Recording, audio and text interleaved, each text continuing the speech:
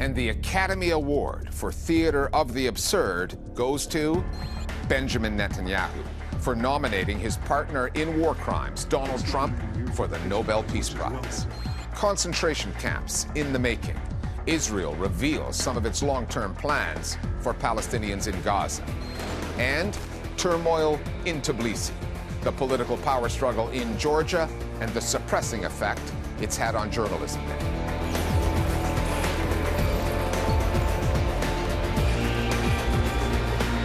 Gestures, flattery, pledges of allegiance played out in front of the news cameras. All were on Benjamin Netanyahu's agenda for his latest visit to the White House. And they bore the hallmarks of what we've come to expect from a meeting between an Israeli prime minister and a U.S. president, along with a healthy dose of mutual self-interest.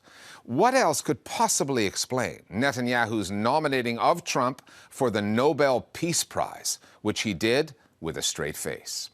However, Trump's relationship with the Israeli state is showing signs of becoming a political liability.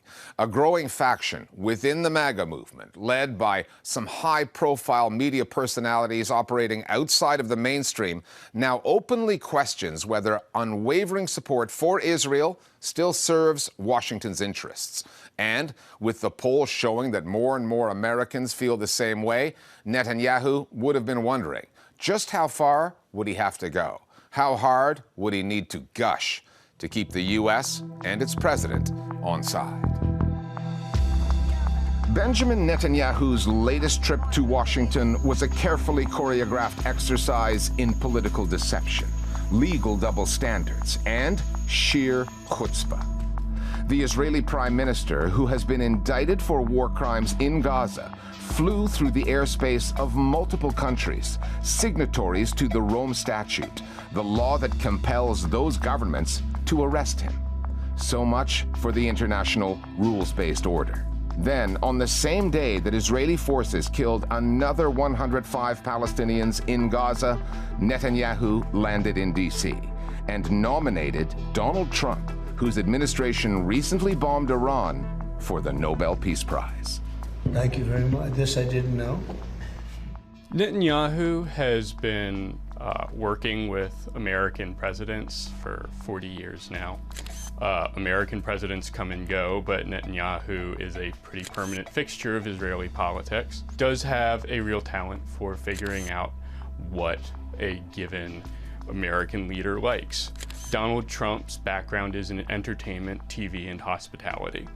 He likes these grand gestures. And I think that the sort of public theater of getting it all on TV is a component of that. Nobody is better than Netanyahu at manipulating the United States. And as absurd as it may be that the purveyor of a genocide is nominating his supporter in that genocide for the Nobel Peace Prize, none of that absurdity is visible to Trump, and this is a big deal for him personally. And it's a way for Netanyahu to get what he wants out of Trump. Trump loves bright and shiny objects. And if you're a head of state, there are few objects more bright or shiny than a Nobel Peace Prize. Additionally, for Trump, basking in Netanyahu's praise plays very well with important elements of his fan base, of the MAGA cult. These are people who may say America first, but what they often mean by this is Israel first and America second. Which more and more MAGA voices out to make America great again are taking issue with. At his inauguration, Donald Trump basically told them he would make America isolated again, vowing to end the U.S.'s involvement in protracted conflicts overseas, those forever wars. We will measure our success not only by the battles we win, but also by the wars we end, and perhaps most importantly, the wars we never get into.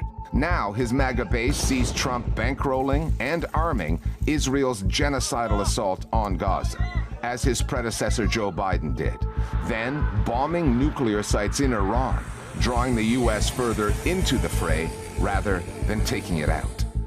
You won't see many of those critical MAGA voices on mainstream U.S. news outlets.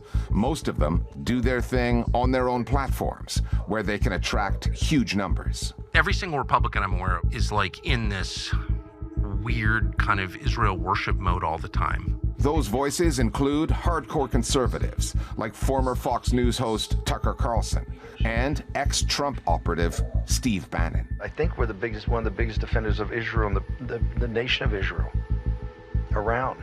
But this can't go on. When they zero in on the White House, they are tactful, deferential, complaining about the policy, not the president who signed off on it. This is just a recognition of political reality, which is Donald Trump does not react very well to personal criticism. When these commentators were critical of our involvement in the Iran-Israel war a few weeks ago, Trump immediately took to his social media platform and started saying, I am the leader of the MAGA movement, not Tucker Carlson. It was clearly a smackdown. And so if you are actually serious about changing policy, obviously you're going to criticize the policy, but in a way that is oriented towards changing the politician's behavior. Steve Bannon and Tucker Carlson are people who traditionally had nothing negative to say about Israel. What's changed is that they now see U.S. policy as being driven by Israeli rather than U.S. priorities. They believe the Iran war was a case of Trump being snookered by Netanyahu. So their opposition to Israel is not so much a principled or moral one, but one based on the U.S. being diverted by Israel from what they believe should be Trump's real priorities. A lot of these critiques are coming from right-wing media spaces that are outside of the mainstream media ecosystem. We don't really hear this kind of questioning from any U.S. news channel, let alone Fox News, for example. Why is that? Well, it's because pro-Israel media bias has been normalized across the spectrum in the mainstream media in the United States. That pro-Israel media bias is not just normalized, it is enforced. Right-wing podcasters are not beholden to corporate bosses or shareholders. They generate most of their revenue through donations and subscriptions. Support us. Become a monthly subscriber or an annual subscriber, whatever it is you can do to keep us independent, because we are... News organizations, on the other hand, rely primarily on advertising, which creates a vulnerability. Because for any lobby group, including pro-Israeli ones in the US, it is far easier to target a handful of advertisers, companies, and corporations than millions of individuals. For Reed Zakaria GPS, brought to you by Citi.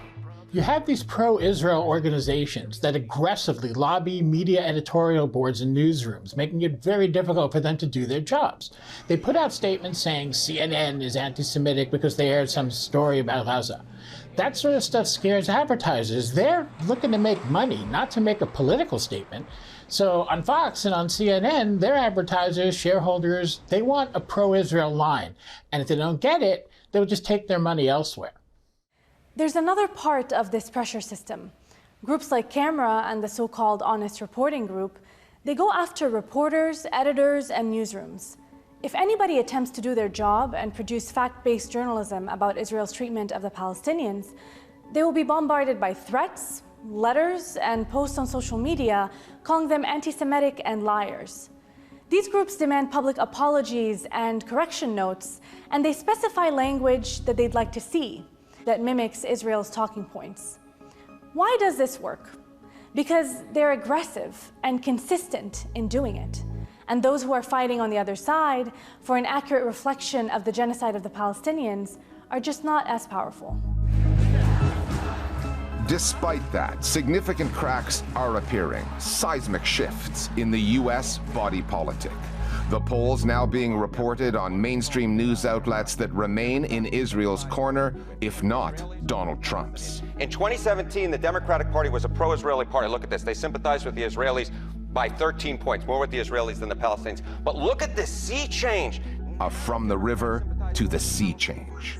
Not that one would know that, given the pro-Israel rhetoric still coming out of the Democratic Party's bigwigs. Now Democrats sympathize more with the Palestinians by 43 points. Oh my God, that is a change. Part of this is just the nature of the news business. You cannot just magic up new voices to represent changes in public opinion out of nowhere. There is a career path here. Israel is our friend, And Israel and the United States share a special relationship and similar values in standing up to these terrorists. And so the people you're going to see invited onto these shows are always going to lag public sentiment to a certain degree.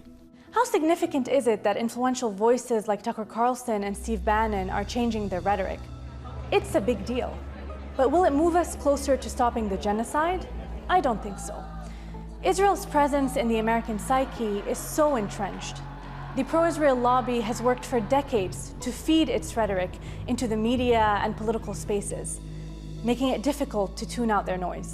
In a plutocracy, the schism between ruler and ruled grows over time. So you're not going to see very dramatic shifts in public opinion translated into policy changes or significant change in media coverage as fast as we need it to happen. It took years for the media to begin changing its tune about the Vietnam War, and then it took even longer for the political class to turn. Now we're dealing with a much more restricted political system, and the stakes are astronomically high. So unfortunately, it's going to take time. The very thing that Palestinians in Gaza haven't got: time. Ever since the so-called Gaza Humanitarian Foundation, the GHF, took over aid distribution in the Strip, more than 800 Palestinians trying to get that aid have been killed. It turns out that many of the same operatives behind the GHF, which is a joint US-Israeli venture, are now cooking up some new plans, the details of which are coming out via some key reporting.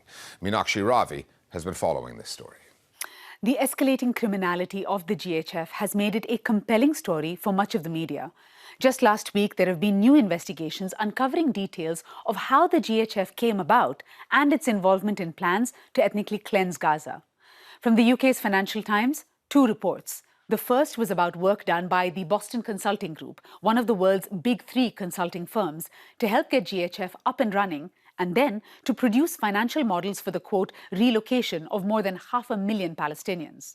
The FT's second report focused on the participation of former British Prime Minister Tony Blair's think tank, the Tony Blair Institute, TBI, in planning for Gaza's, quote, post-war redevelopment, a scheme named the Great Trust.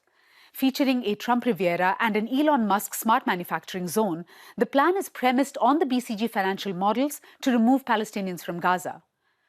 All of these stories dovetail with reporting by Reuters about a $2 billion proposal to build what's being called humanitarian transit areas inside and outside Gaza to house and, quote, de-radicalize Palestinians. All the key players mentioned in the recent reporting, the BCG, the TBI, and even the GHF, have issued various denials and disclaimers. The fact remains that the work they've done resembles some of the plans now being put into action by the government of Israel. Defense Minister Israel Katz spoke in a closed-door press conference in which he laid out plans about what he called a humanitarian city built on the ruins of Rafah, bordering Egypt. Israeli channels reported the plans like this. ייקחו ממך את הנשק, אם אתה איש חמאס תעצר. בעצם אזור חופשי מחמאס לראשונה מאז עליית חמאס ב-2007. והמטרה היא למעשה להפריד בין האוכלוסייה העזתית לבין מחבלי חמאס שנמצאים בתוך האוכלוסייה, לפחות בשלב הראשון. What none of the channels mentioned, of course, was that with a perimeter sealed off by the Israeli military and an edict that those who come in cannot leave, Katz's plans essentially amount to a concentration camp for Palestinians in Gaza. Thanks, Mina. For the past 8 months now, Georgia has been in a state of political upheaval. What began as a protest over a disputed election result turned into a mass uprising, which then escalated when the government, led by the right-wing Georgian Dream Party, put the country's application to join the European Union on hold. The authorities began rounding up citizens in mass arrests while cracking down on the media space, stifling dissent through legal measures like a new foreign agents law. It has since brought the Georgian public broadcaster under its political control, purging it of critical voices while targeting independent media outlets too. The Listening Post's Elettra Scrivo now from Tbilisi on the creeping authoritarianism in Georgia and press freedoms that may prove to be a thing of the past. Once seen as a post-Soviet beacon of democracy in the Caucasus, Georgia has taken, not for the first time, a perilous turn into uncertain times. Journalists are feeling the effects. A crackdown that has created a climate of fear. I do feel like I'm in a dream. Everything I read in books and saw in films about the early years of the Georgian Republic and the subsequent Russian occupation is now coming to life. You don't know if you'll make it home alive after filming in the streets. Someone might snatch the camera out of your hands, or even kill you. The red lines have already been crossed. Every night at 9 p.m. for 8 months now, Georgians across the country have taken to the streets. The objective? Challenge the result of last October's parliamentary election, but also protest against the government's decision to stall Georgia's application to join the European Union. Faced with public pushback on an unprecedented scale, the government has tried to silence dissent, including a clampdown on the Fourth Estate. Many demonstrators say Georgia's public broadcaster has turned into a mouthpiece for the government. So for over 200 consecutive days, they've gathered here, outside the broadcaster's headquarters, to express their frustration. It should work for the people, but unfortunately it's part of the propaganda machine and it's serving the government. We will be here until the public broadcaster serves us. It has something to do with the morals of the society and damaging it in a way that couldn't be fixed for decades. Yeah, it's been almost half a year since I've been here, and I'm gonna continue till the end. Why should citizens have to knock on the door of the public broadcaster, begging for a chance to voice their concerns? It's officially closed its doors to the public, but people will continue knocking. They will not stop. The public broadcaster, also known as First Channel, refused to comment and declined to be interviewed. One of the channel's most well-known faces was Nino Zautashvili. For more than a decade, she hosted the political talk show Real Space on the public broadcaster. In March, she was unlawfully fired for what her bosses said was, quote, damaging the outlet's reputation. The conflict between us and the management began when we demanded they fulfill their responsibilities to feature voices and stories left out of the news and evening talk shows. As a result, I was fired.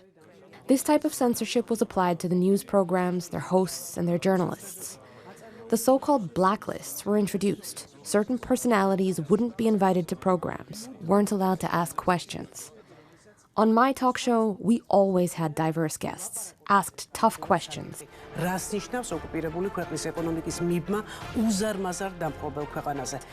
even hosted high-ranking officials who answered those questions. But now, that platform is gone. Another program host, Vasil Ivanov Chikovani, was also fired. He used to begin all of his programs by expressing solidarity with imprisoned journalist Mazia Amaglobeli. The propaganda coming from the broadcaster as well as the pro-government media, namely Imedi TV, Post TV and Rustavi 2, is extremely widespread. It's very difficult for small, independent and critical media outlets to adequately confront them. Independent news outlets in Georgia are a rarity, especially on television. Most private broadcasters are owned by businessmen that have strong political ties to either the Georgian Dream Party or the opposition, the United National Movement. The result is a polarized media landscape in which pro-government outlets have echoed some of the anti-Western narratives and conspiratorial rhetoric pushed out by the ruling party. Imedi TV is the most popular and most watched private outlet here in Georgia. We're on our way to meet with Irakli Ruhadze, the channel's owner. We wanted to find out how he describes Imedi TV's relationship with the ruling party. Imedi is an overwhelming force in the Georgian TV environment. While we are sympathetic to the ruling party, we are not affiliated in any way or in any way subjected to their views, or we are independent. Every party in Georgia has its own TV station. I'm not a politician, I'm a business person, but also obviously Imedi has leanings against the previous government because we had very bad experience with them, who not only ransacked our TV station, but arrested about 10% of the Georgian population, 300,000 people, arrested many people around me. So for me, they are unacceptable to come back and rule these countries. Imedi and Post TV are at the front lines of propaganda. They call those who stand at the rallies people without a motherland, which is a grave offense in Georgia. They make up the most unimaginable stories about people who don't agree with them.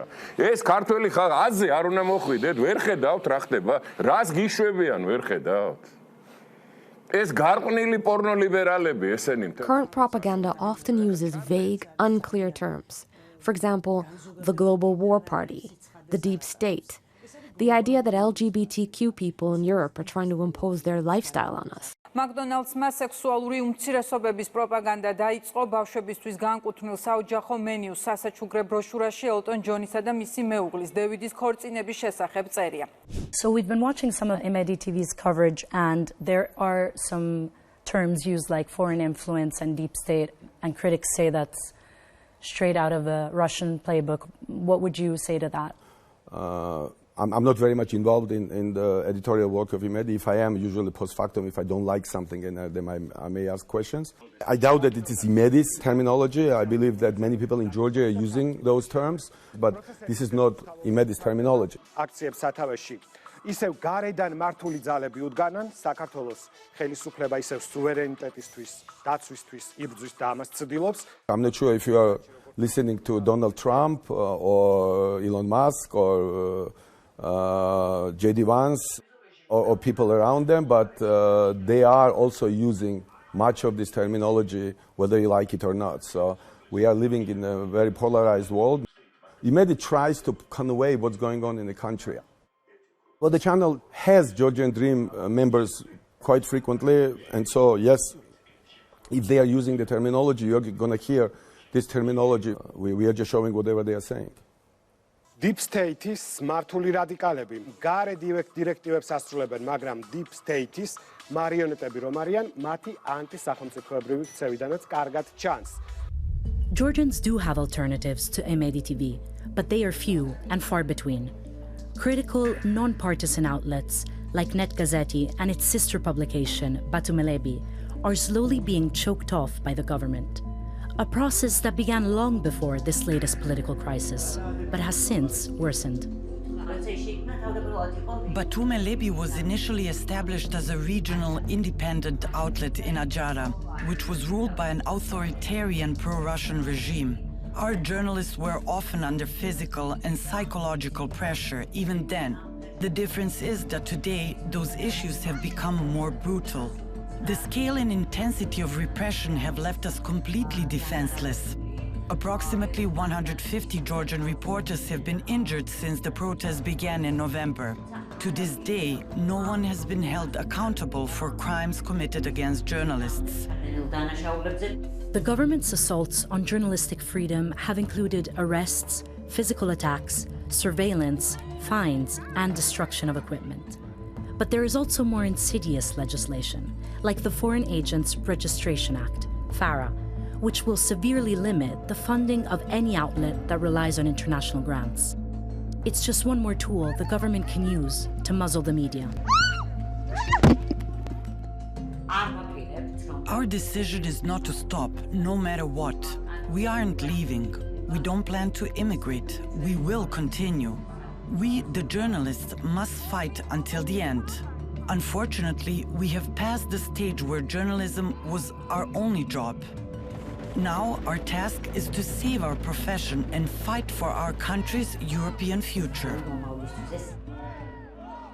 And finally, speaking out against Israeli war crimes comes at a cost, as Francesca Albanese, the UN Special Rapporteur on the occupied Palestinian territories, knows all too well. For years, the US and Israel have been calling for her to be removed from her position. And now, during the same week that Donald Trump was busy lapping up praise from Israel's prime minister, his administration has slapped her with sanctions. Trump's Secretary of State, Marco Rubio, accused Albanese of anti-Semitism and waging warfare against the U.S. and Israel by pushing for the prosecution of Israeli officials by the International Criminal Court. The sanctions came after Albanese published yet another damning report detailing the private companies that are profiteering from Israel's illegal occupation, apartheid, and ongoing genocide in Gaza. The part that Rubio left out was that the U.S. is bankrolling that genocide, one that has taken more than 55,000 Palestinian lives, and those are just the ones that we know about.